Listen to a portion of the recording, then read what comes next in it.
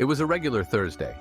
Third period had just ended and I was heading to chemistry, room 204, when the announcement came over the intercom. Attention, students and staff. We are now in lockdown. This is not a drill. I froze. The hallway, packed with students just seconds ago, shifted into pure chaos. Teachers shouted for us to move, doors slammed shut, and people rushed in every direction.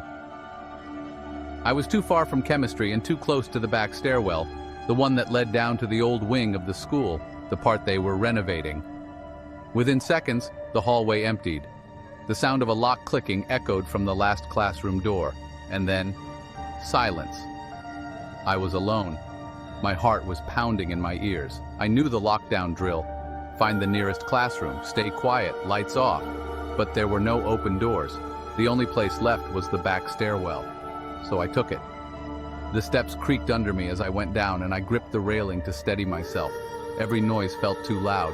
The jingle of my keys, the faint squeak of my sneakers. When I reached the bottom, I found myself in a dimly lit hallway, the old wing. It smelled like dust and paint, and most of the classrooms were empty or filled with stacked desks and chairs.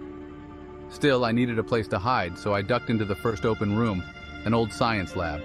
I closed the door as quietly as I could and slid to the floor, tucking myself behind the teacher's desk. My phone buzzed in my pocket. A text from my friend Jason. "Dude, where are you?" I started to type back, but then I heard it. Footsteps, slow, deliberate. Not running like you'd expect in an emergency, just calm, too calm. The sound echoed down the hallway, stopping every few seconds, like whoever it was kept pausing, listening. I stopped typing. I held my breath. The footsteps got closer, then stopped, right outside the lab. Then the doorknob turned. Once, twice, locked, silence. And then, a soft tap. 3 gentle knocks against the door, not frantic, not someone looking for safety, just patient. My phone vibrated again and I almost dropped it.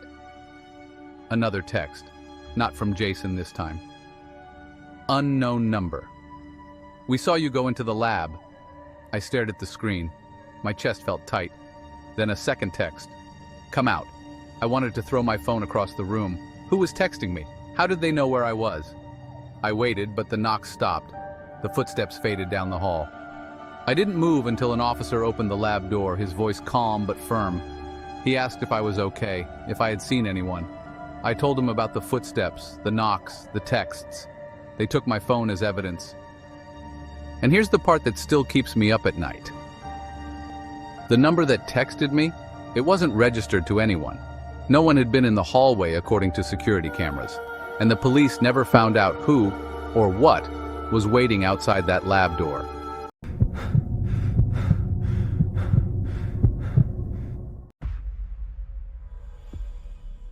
It was a Thursday. I remember because we had a pop quiz in Mr. Larson's math class, and I bombed it. The day was normal, too normal, until 5th period. I was in the back hallway by the art rooms, heading to English, when the intercom crackled. "Attention, staff and students. We are now in lockdown. This is not a drill." My stomach dropped. For a second, nobody moved. Then, everything happened at once. Doors slamming shut, teachers yelling for students to get inside, footsteps echoing as kids darted into classrooms. I was too far from any open door. The art wing was practically deserted, and every classroom door was already locked. I was alone. I did the only thing I could think of. I ran to the nearest bathroom. It was the boys' restroom at the end of the hall. I pushed the door open and rushed inside, my heart pounding so hard I thought it would give me away. The room was dead silent, just the sound of the faint buzzing from the fluorescent lights. I slipped into the last stall, locked the door, and stood on the toilet seat, trying to make myself as small as possible. I pulled out my phone. 5 missed texts from my friend Eric. "What's going on? Where are you, dude? WTF, is this real? Bro, answer me." I was about to text back when the bathroom door squeaked open. Someone else was there. Footsteps, slow, deliberate, echoed against the tile floor. They weren't rushing in like a scared student. These footsteps were too calm. I covered my mouth, breathing through my nose, trying not to make a sound. I could see their shoes under the stall, dark sneakers worn out with something smeared on the sides. They stood there, not moving, just waiting. A minute passed, then another. I didn't dare look up, didn't dare shift an inch. Then the sound of a phone buzzing. Not mine. The person outside had their phone. And that's when it got worse. A text popped up on my screen from an unknown number. "We see you." My entire body went cold. How? The footsteps didn't move. Another text came through. "Last stall." That was me. I gripped my phone so hard my knuckles went white. I didn't breathe. And then, a soft knock on my stall door. Once, twice, then silence. I felt like I was going to pass out. The person outside didn't say a word. They didn't try to open the door, just stood there. Another text. "Come out." I was frozen. Every part of me screamed not to move. Then, just like that, the footsteps slowly faded. The bathroom door squeaked again. They were gone, or so I thought. I waited. 5 minutes. 10. Then, the intercom crackled back on. "The lockdown is over. Staff, please remain in your rooms until further notice." I didn't move. Not yet. I finally opened the stall door, my legs barely working. The bathroom was empty, but something was left behind. On the floor, right outside my stall, was a crumpled piece of paper. One word was scrawled across it in messy, rushed handwriting. "Run." I grabbed it without thinking and rushed out of the bathroom. The hall was too quiet. No chatter, no students flooding back into the corridor like you'd expect. When I got back to my classroom, Mr. Larson was pale. He asked me where I'd been, and I told him. That's when I found out the worst part. There had been no intruder. The lockdown wasn't because of someone outside the school. It was a precaution due to a credible threat from within the building. But they never said who or what. No one ever explained the text messages. And according to the security footage, no one ever entered that bathroom.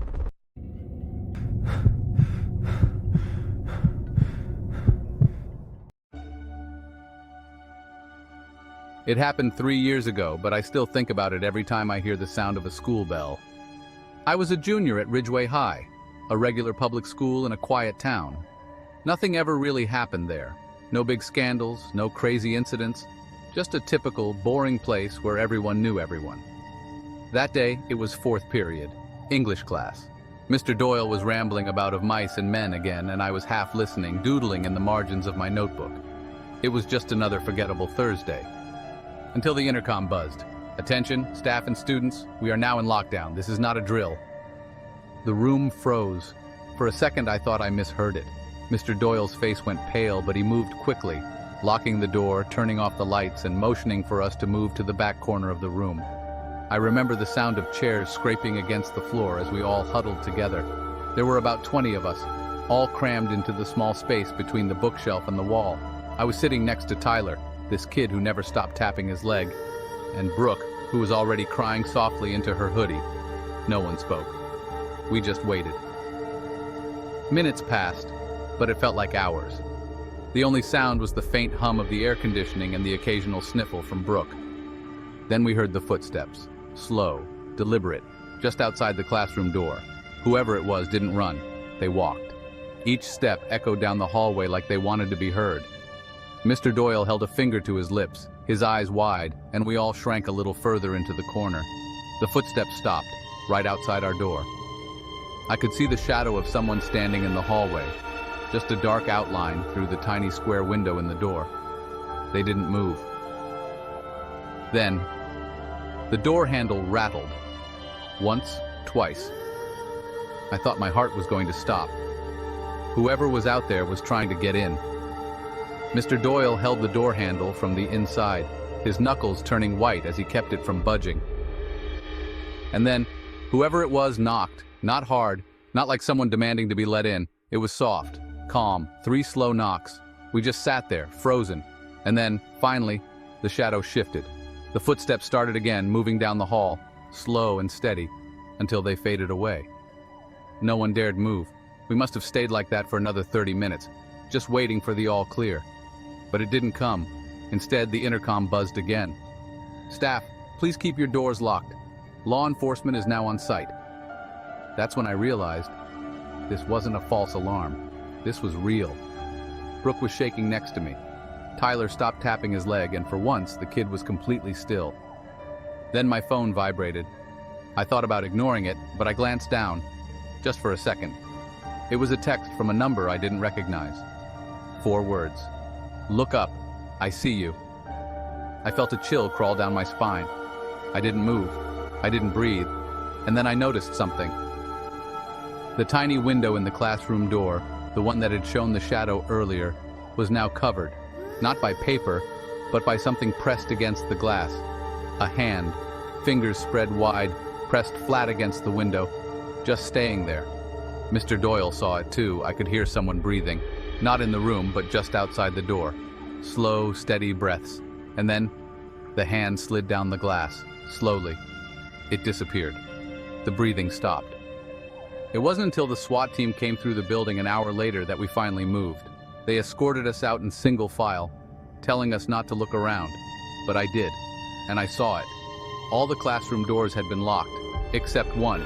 The art room at the end of the hall was wide open. The police never told us who they were looking for that day. There was no arrest, no follow-up, no explanation. The school just called it an unverified threat and swept it under the rug. But I know what I saw. And sometimes I still get texts from that same unknown number. No words, just a single photo every time of a handprint pressed against glass.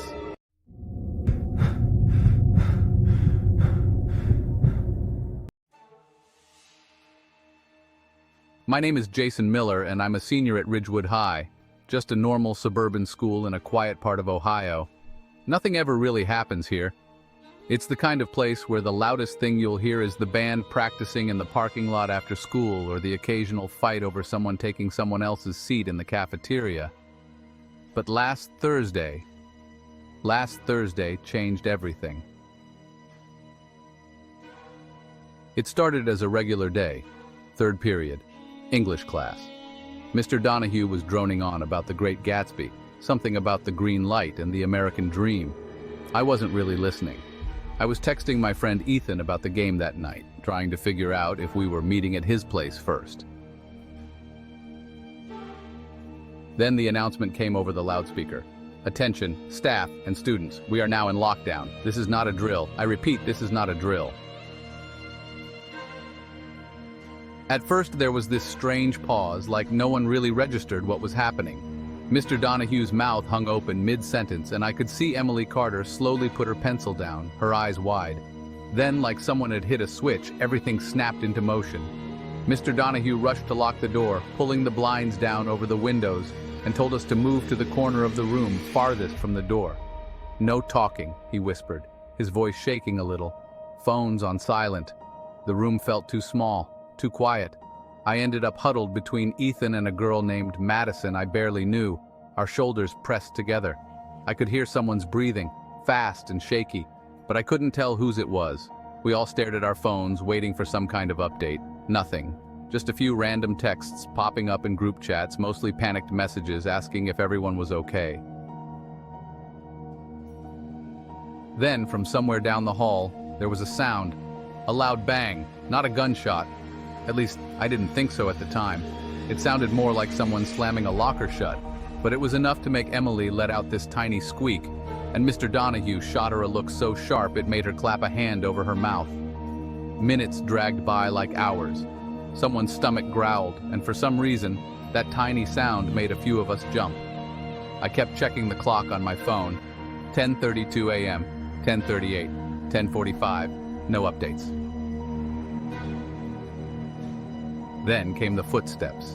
They were slow, methodical, just outside in the hallway. Heavy boots against the linoleum. Whoever it was stopped right outside our door. I didn't even realize I was holding my breath until Ethan grabbed my wrist, his grip so tight it hurt. The handle of the door rattled. Mr. Donahue held a finger to his lips, his other hand white-knuckling a pair of scissors he must have grabbed from his desk. The handle rattled again, then stopped. Silence. Whoever was out there didn't move for what felt like forever. Then the footsteps continued down the hall, growing fainter until we couldn't hear them anymore. I thought that would be the worst of it. I thought maybe it was a teacher checking rooms, some kind of miscommunication. But then Madison showed me her phone. Someone had posted in a school-wide Snapchat group, saw him near the science wing. Black hoodie, mask, looks like he's holding something. The timestamp was 2 minutes ago. We stayed like that for over an hour, waiting, silent, terrified. The footsteps didn't come back, but every little sound outside, a door creaking, the distant thud of something falling, made my heart jump into my throat. Finally, the principal's voice returned to the loudspeaker. "Students and staff, the lockdown is over. Police have secured the building. Please remain in your classrooms until an officer comes to escort you out." It took another 30 minutes before an officer finally knocked softly and told Mr. Donahue it was safe to open the door. We filed out slowly, and I remember seeing more cops than I'd ever seen in my life, standing at every hallway intersection, near every exit. They never told us exactly what happened. Rumors flew around like wildfire that some guy had been spotted near the football field with a weapon, that he'd gotten inside somehow but left before the police arrived. No one was hurt, but the fear hung over us like a cloud for days. The scariest part? They never caught him. Whoever he was, whatever he wanted, he just disappeared. I still flinch when I hear a locker slam. I still get a pit in my stomach when the intercom crackles to life. And every time I walk past that English classroom, I can't help but glance at the door handle, remembering the way it rattled.